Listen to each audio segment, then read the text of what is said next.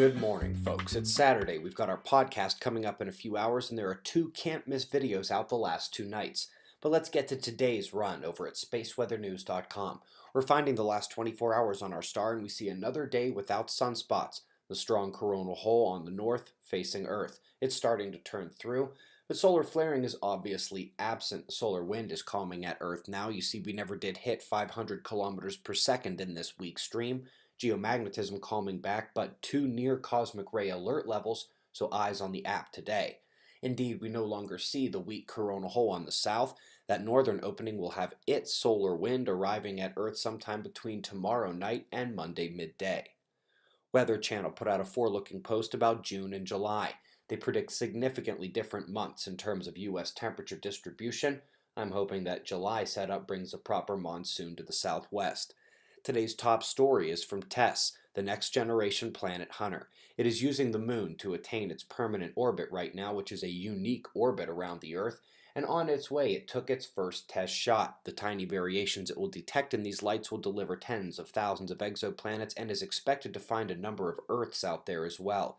It can see almost the entire sky. I want to leave you with an aesthetic piece. Yale scientists have mapped the velocity of gas in a gorgeous star-forming region of Orion, allowing them to ascertain that gas might be streaming away from a point in both directions.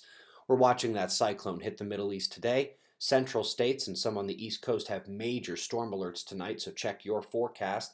Below this video, you've got links to those 2 can't-miss videos from the last 2 nights.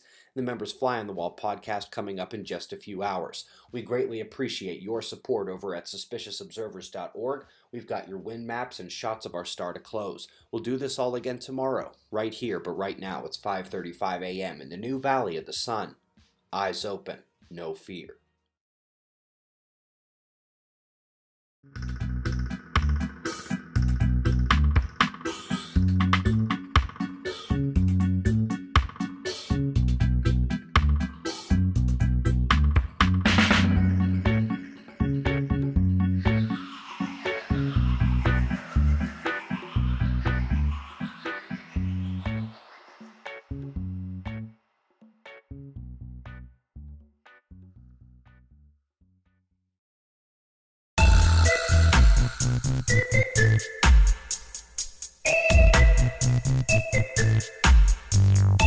Good evening. I'm still reporting on the coup.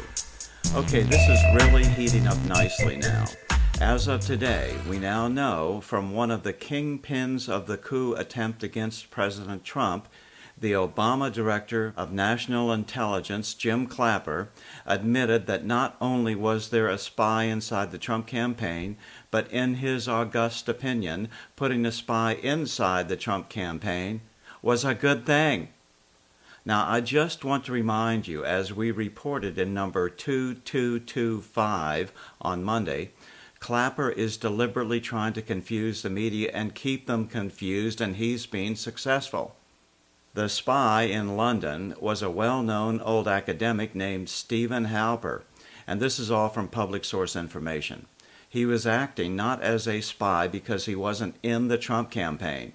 He was operating as an agent provocateur who closely coordinated with FBI counterintelligence guy Peter Strzok to create the insurance policy by trying to convince Carter Page and George Papadopoulos, both of whom he met with in London, to either spy for the FBI or at least connect up with Russian agents so that they could then bust them and by association bust Trump for collusion. Apparently, neither scenario worked with either Papadopoulos or Page.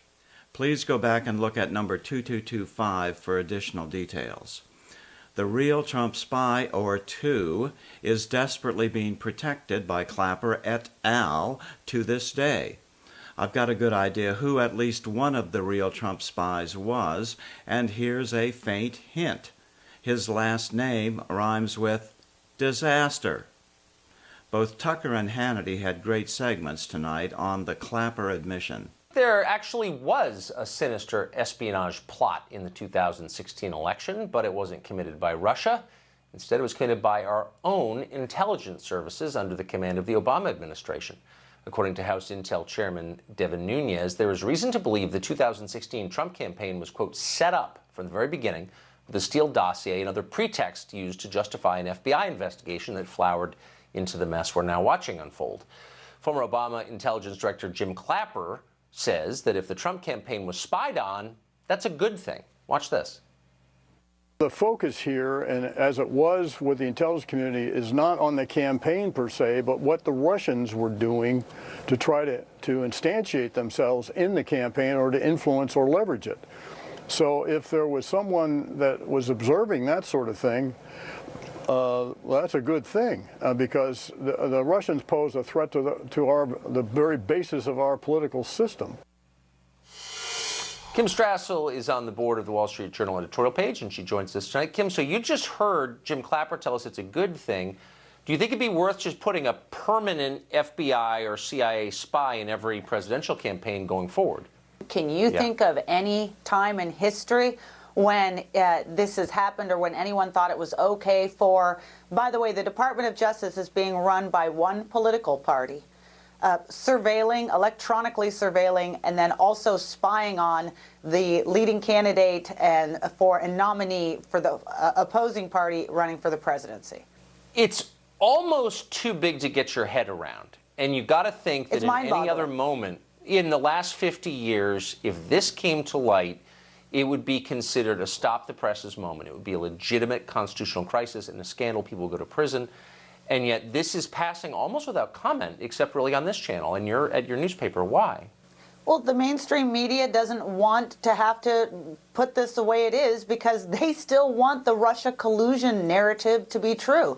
They still want a pretext to get this president out of office. What James Clapper said, okay, is basically we don't have a country. We're not about the rule of law. There's no constitutional protections anymore in this country. Clapper has a lot to answer for. But basically what Clapper is saying is like, look, we weaponized the intelligence community to spy on a campaign because we were concerned about the Russians. But Sean, what about the $500,000 that Bill Clinton got in 2010 for a speech he gave to Renaissance Capital, which, by the way, is very well connected to the KGB, FSB, Russian FSB by this bank? And I think we are only seeing the top of this iceberg. Rush Limbaugh sounding off on the news that James Clapper said it's a good thing if the FBI had a spy in the Trump campaign. Okay, I'll tell you what. Tell you what then, Clapper. Whoever you people run in 2020, we're going to put a spy. It's going to be a valuable thing. We're going to find out who it is. It might be trying to rig the election for you. If the Russians tampering with campaigns is the big deal. And you heard Clapper say it's not Trump. No, this is hyperbole. We were trying to find out what the Russians were doing because the Russians are... You people have done more to damage the integrity of the American electoral process than Vladimir Putin could in his dreams. I'm still reporting from outside the one-time free speech capital of the world. Good day. Cerule Stem Enhance Ultra is a plant-based supplement which increases the release of your adult stem cells by 25 to 34% within 1 hour of taking just 2 capsules. Stem Enhance Ultra has worked for both Beth and I in about 3 to 4 weeks. However, many viewers have reported great results in under a week. Stem Enhance has just been an amazing product for me. I started taking it about 7 weeks ago after a long consideration about purchasing the product because I was skeptical like you. And so I started taking it, and almost immediately I could feel that there was something taking place in my knee. I had a very bad knee that I've had 3 orthopedic surgeons that want to take my knee out, and I've refused to do it. And I've tried all kinds of different products, none of which ever seemed to work. And I wanted to heal this problem, and Stem Enhance has just done that. It's just been totally amazing. After 7 weeks, I'm able, the first time in over 4 years, I went into Costco today and was able to walk the entire store without having to drive a golf cart around the seat stuff. And you know, and it's the same with Publix and Winn-Dixie or wherever I went to shop. You know, I always had to have a disabled cart to get around in the store because I couldn't walk it. My knee was just in that much pain. But now, after Stem Enhance, I tell you what, this product right here, folks, is one of the most amazing products that I've ever seen anywhere. and it works. So if you're skeptical about buying this, don't be, because this is the real deal. Last month, Cerule offered these discount vouchers, and I bought a bunch of them to get my listeners off to a fast start. They are only good through May 31st. These vouchers or coupons save you about 50% off a 6-bottle starter package, but you have to talk to my STEM Enhance expert, Ray, to qualify for this discount. He needs to explain to you how to use it to maximize your results. He's a great guy and very knowledgeable. Just go to my website, billstill.stemcellintern.com, and put in your phone number here so Ray can call you back, usually the same day. There is no other way for you to get this kind of a discount. Don't worry, you can still buy a single bottle for the retail price if you want to. We only have about 100 of these discount coupons left. First come, first serve.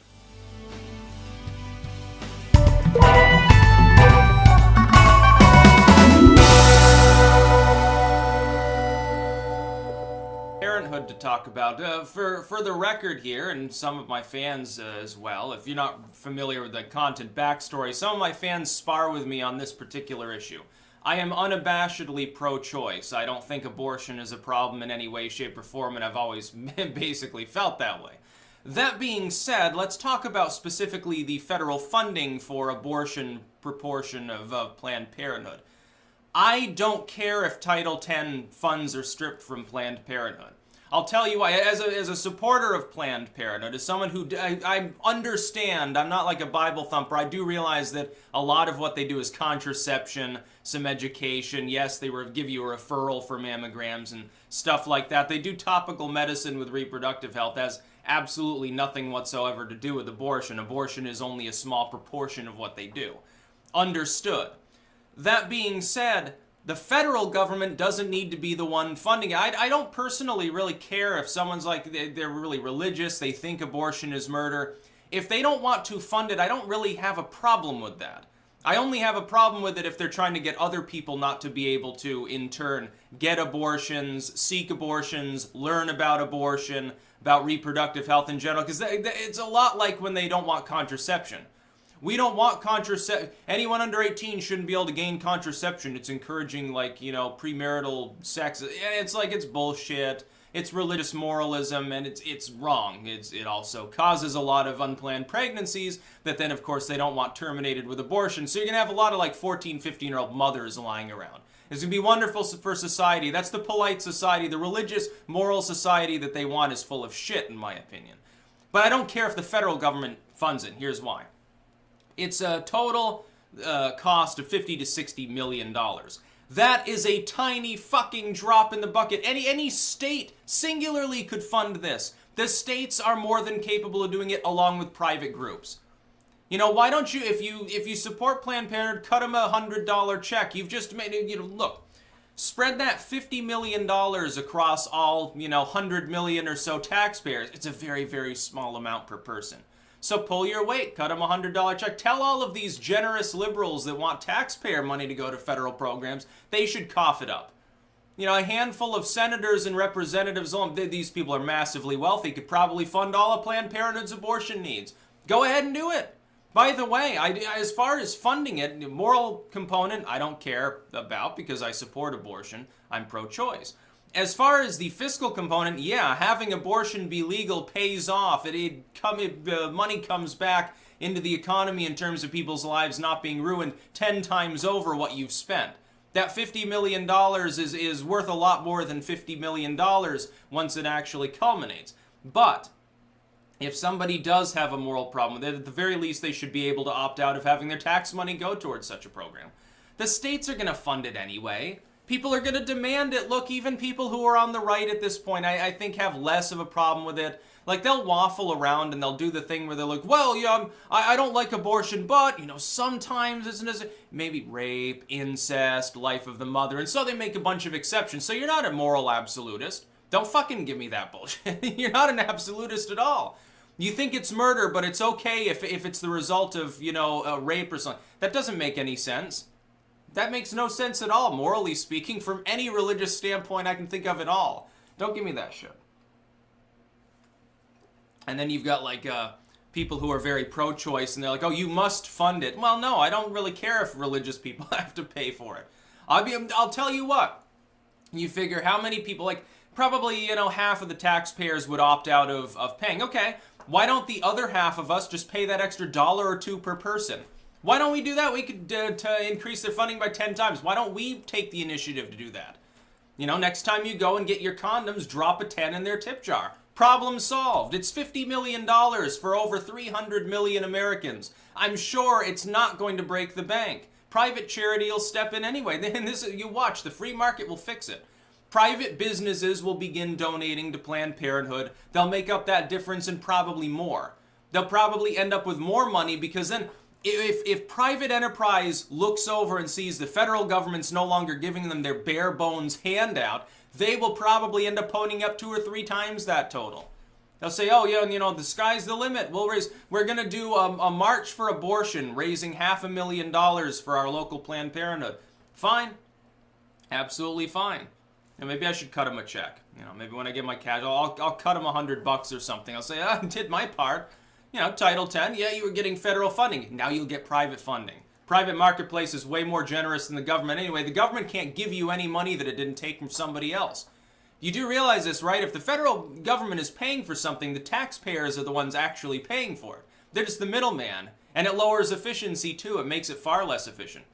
Yeah, you understand this problem with private charities. Oh yeah, after you pay administrative costs and collection and taxes and, you know, running a server and all this and going door to door and knocking and sending out papers, only 10% goes to these poor African orphans. Yeah, it's a problem. The efficiency in charities tends to be really, really low. Sometimes they get exposés on them run by the media. You'll notice, if it's perceived of as a right-wing charity, like, you know, the Children of Israel Fund or something, like Fox is never going to include it in an exposé. You know, the Veterans Children's Fund or something like that. Meanwhile, if it's perceived of as like left-leaning, it's like, oh, the March to End Hate speech or something, it's never going to get an expose on MSNBC. Maddow's never going to excoriate them or anything, unless they've got a competitor that's further left and, you know, has closer ties to them. But, yeah, I support Planned Parenthood. You know, I know a lot of people are going to have a problem with me saying, I don't see abortion as murder. I don't care. I also don't bother to debate the point because it's sort of like trying to debate gun control with a leftist. It becomes so emotional they're unable to see logic, they just want to stick to the emotional diatribe. It's much more powerful in the human mind. The emotional argument's more powerful than reason. Unfortunately, this is why we're held back as a society. Left, right, and center, it doesn't matter. Everyone chooses what issues they get emotional about.